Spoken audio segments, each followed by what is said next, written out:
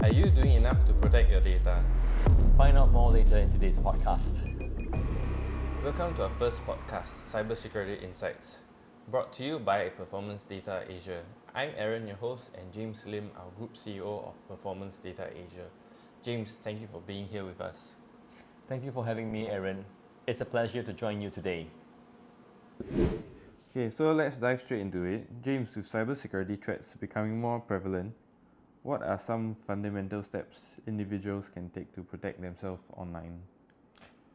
Absolutely, Aaron. The first thing is that you have to have practice hygiene on your passwords. And what that means is that essentially you need to ensure that your password is not a simple password. It does not include your name, your home address, your house condominium, anything that can be related to you, linked to you. Avoid using those words. Oh, so that's what makes it a strong password. Is there anything else that you think makes a password strong? You may also add symbols, capital letters, lower cases, um, special characters as well to your password. Okay. So then also, from what I hear, a lot of people have this issue. Actually, we have so many passwords. Actually, what do you think about password managers and what's their role in password hygiene? Password managers essentially will allow you to use very complex password or even allow computers to generate unique and complex passwords that you can save in the password manager. Mac call them keychain, I believe. And with that, lock your system up with uh, another password, one single password for your machine, make it complex as well, and then name different password, use different password for different platforms that you are using online, using the keychain to remember the password or keyword manager, password manager. Okay, so that's a great point. Then also, I heard about something like what people call MFA. Maybe can you explain more about that? Sure. The multi-factor authentication is a solution that will help you to double protect your devices. So, for example, if you log into your machine and then you go into an application, or for example, you need to go to your Microsoft Office to access to your documents, your work documents or private documents, uh, they may require you to log in with another authentication. For Microsoft case, is the Microsoft Authenticator, or some people use Cisco Duo, where you have to key in certain numbers, or you have to run a sequence of numbers for you to key into your system for you to be able to log in, even though you have already logged into your system with your password. So that's multiple factor authentication, MFA. Okay, makes sense. Then also, other than multi-factor authentication, are updates important also for us? Yeah. Uh, by updating your machines, you get the latest security patches, which will help you to protect your system. There are also firmware updates that you need to make sure that you remember to update. Example, if you have a Dell laptop or HP or even a Lenovo laptop, they have this application on the laptop that will allow you to download the latest firmware to update onto your system. That's more for the hardware portion, and for the software portion, Windows always provide you with latest security patches. Those are very important patches for you to patch as well. But have you heard like many people saying like by updating their devices, including their iPhone, a lot of people complain that these manufacturers purposely put these updates just to slow down their phone. So what should we do about people who don't update just because of that? People who do not update just because of that needs to be educated. Um, Sometimes things like that do happens, but the operating system coders usually very quickly provide an additional patch to solve those problems. But it's really, really few and far between these cases. So I would still recommend you to update your patches, even though you sometimes fear that you might encounter issues like this. But if you do not update, I think worst case would be you will be losing your data. If you update and it slows you down, you don't lose your data and you can still use your phone, although it may be a bit troublesome when it's slow and sluggish. Again, the manufacturer are usually quite fast in rectifying it. Those are excellent points. James, now let's talk about phishing attacks. Could you explain what are they and how viewers can identify and avoid falling victim to them? Certainly, Aaron. Phishing attacks involve cyber criminals sending deceptive emails to recipients over emails or even SMS messages. These emails or messages are to trick recipients into divulging sensitive information or to click on certain malicious links that will lead them to some website, and they will usually fall victim to such malicious attempts. Oh, actually, maybe can you share with us what are some specific examples that those phishing attacks, like what do they use? Phishing attacks are usually over email, as in how they attack you. I mean, like the way. Like what do you see? Do you know that this is a phishing attack? Oh, okay. So usually bad English. I mean, official looking email, but bad English or some suspicious looking characters or suspicious looking landing pages. You know, sometimes they make it official. They say ABC company on their email, but when you click on the email to see the actual address, you see something different. So they might make it seem like it's my boss emailing me, Yes. or maybe it's my bank Yep. that's asking me, oh, Some questions. what's this deposit? Can you please click this link to check your iBanking, right? Yeah, very often they might use some FUD tactics like fear, uncertainty, and doubts that that your account is being compromised or is compromised, and they want you to do certain actions, which usually involves providing them with some confidential information. Because that's the things I'm seeing recently also. You mean what? You go to a place, TikTok, and then No, because they will just find your number and then they'll pull you into a group on WhatsApp, on Instagram also they'll have that. They'll pull you into a Instagram group. Congrats, you have been selected to join this Instagram Creators Club or something like that. We will pay you $100 for every hour of work done. You don't even have to be in your country, it can be anywhere. We just want to promote like Instagram content creation, blah blah blah blah blah. Then they'll pretend that they're legitimate by giving like legitimate tips. Oh, you need this gear, everything to set up. But in order to start to create an account, you need to put in $200. This is how they put in a trick. They try to sound as legitimate as possible. And then they even get like robots to come and message, oh, I'm so interested in this, oh, I'm so interested in that, oh, where do I sign up? To make you feel like you're going to miss out on this. Okay, I think I've seen those before. I mean, like a lot of them like make you watch a lot of long video, and then at the end of it, you have to pay for it. Yeah.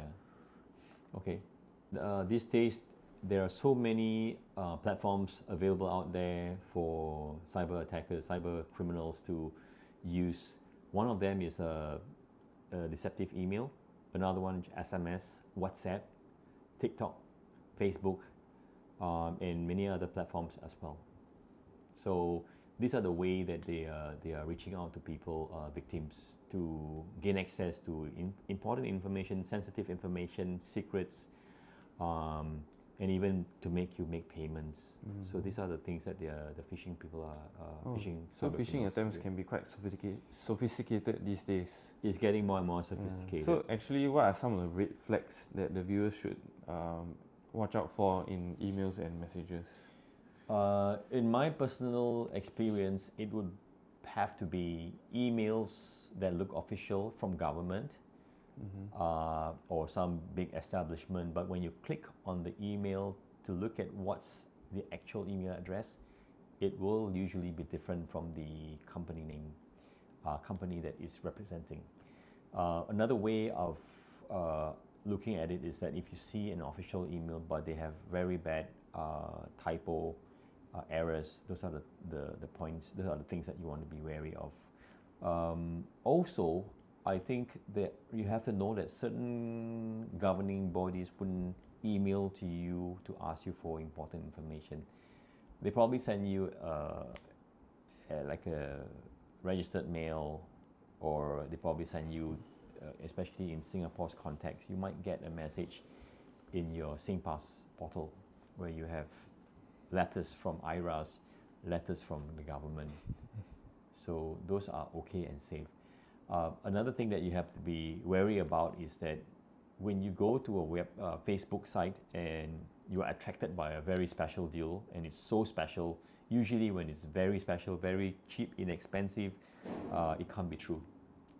Another thing is that you have to remember, when you go through the whole process of ordering the product at a very good price, and then you go through your banking system, like eNets for example, and then they ask you for your, once you key in your credit card information, they will ask you for your 2FA number, which goes to your mobile phone.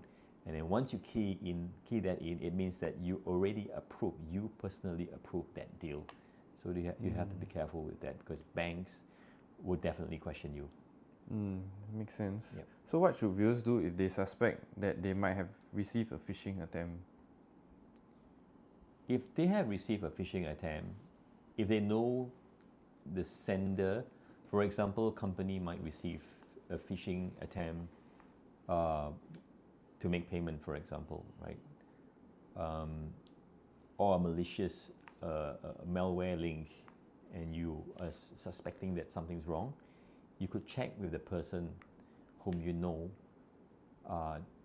that this bad actor is trying to tell you that he's that person trying to send you an email with that official message. You might want to check with the actual person to be sure about it. If it's someone that you do not know, totally avoid this email. A lot of people has fallen victim of this thing. It's just not worth it. Just remember, if someone is really official sending you an email and can't get your attention, he will call you. So actually, are there any other resources or tools that viewers can use to stay informed about the latest phishing tactics? Okay, well, there are a lot of sites in the internet. You can always search for malicious attacks or some keywords you can search. Or watch out for news as well, because news are always also telling people what's going on in this cyber world, cyber criminal world. So you need to pay attention to those things, especially if you are often shopping online on your social media. Thank you for your clarification. Moving on to another topic, public Wi-Fis.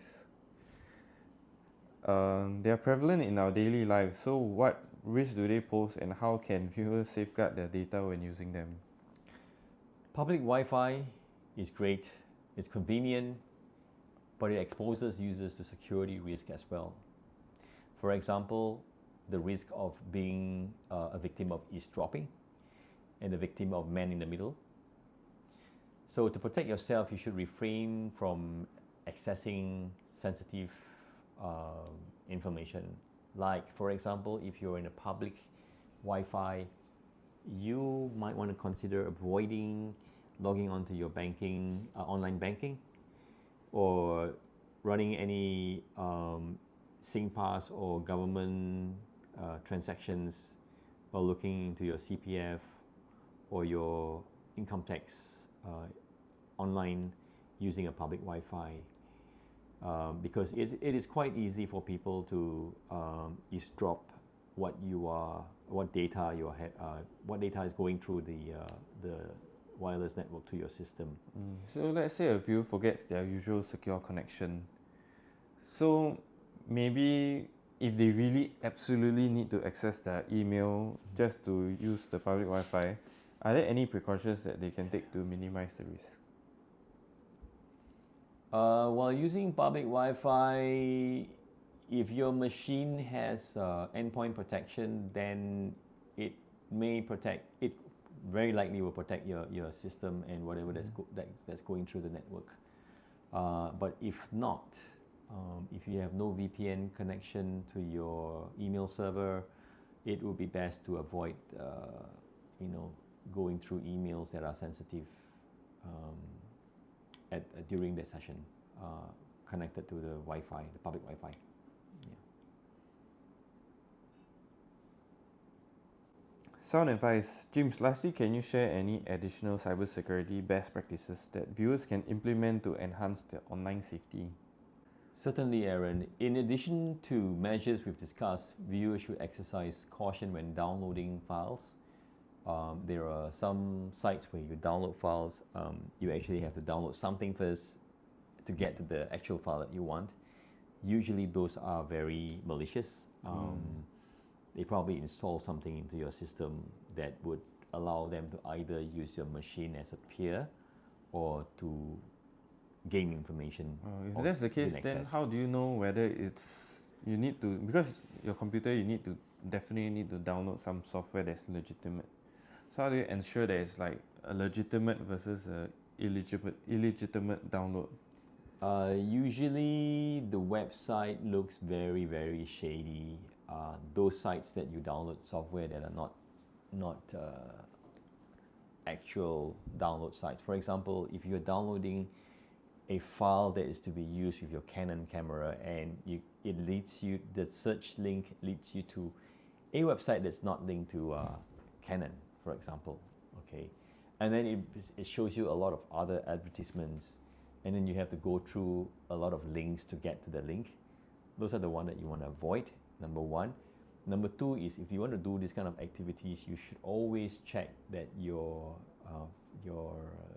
antivirus is updated to the latest ones, the latest definitions.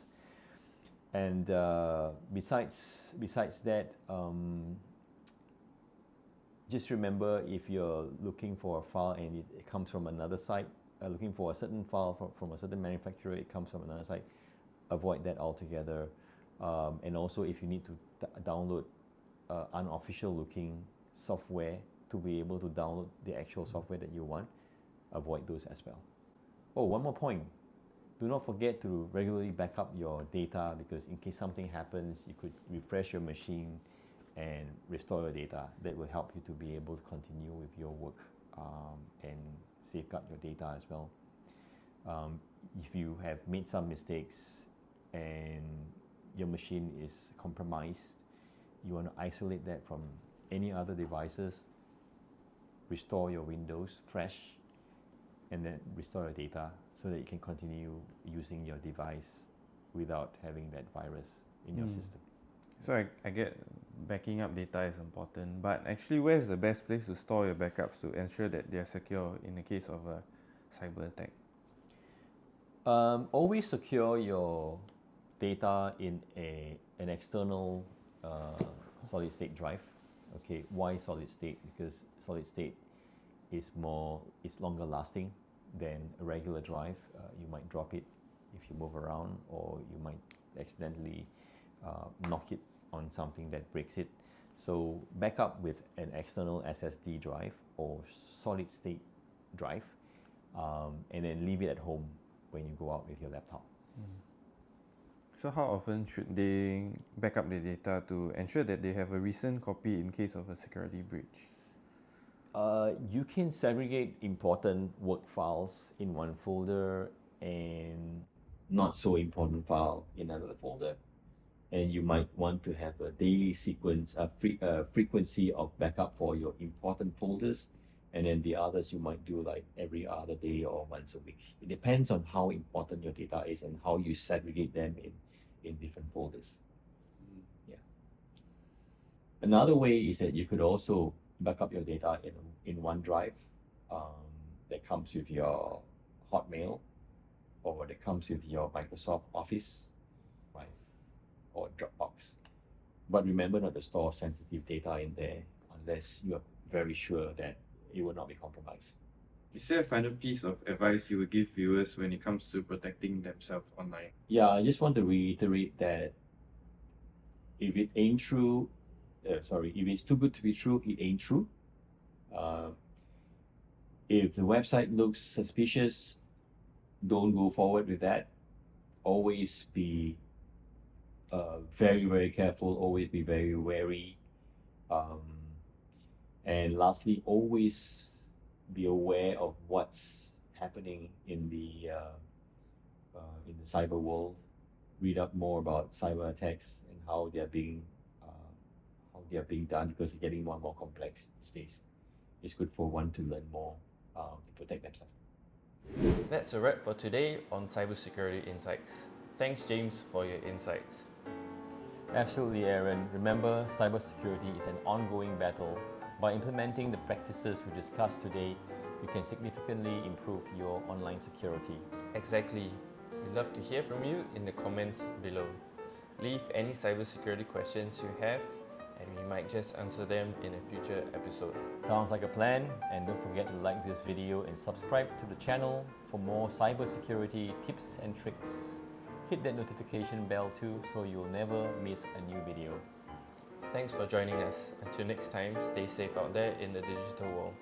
This is Aaron and James signing off from Cybersecurity Insights, where we're keeping your data safe one byte at a time.